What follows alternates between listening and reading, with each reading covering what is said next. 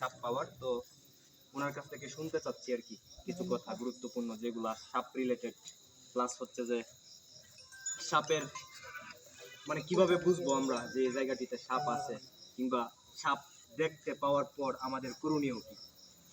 ধন্যবাদ প্রিয় দর্শক, আমি মোহাম্মদ শেখ সাদি, স্নেক রেস্কিউ টিম বাংলাদেশ এর সদস্য। আমি সাপ গবেষক এবং সাপ উদ্ধারকারী ও অবমুক্তকারী সদস্য।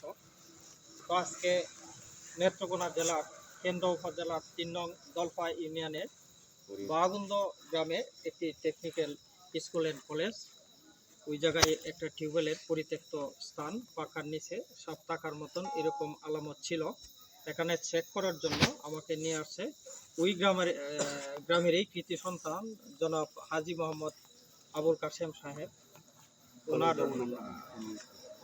ওনাই প্রতিষ্ঠাতা এই কলেজের।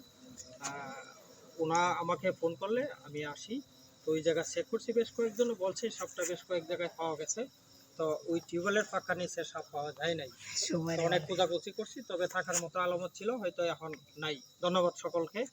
যদি সাপ কারো ঘরে ঢুকে বা কোথাও পান আমাকে জানাবেন বা আমার টিমকে জানাবেন। আমরা কোনো টাকা নেই না, স্বেচ্ছাসেবক হিসাবে কাজ করি। ধন্যবাদ সকলকে।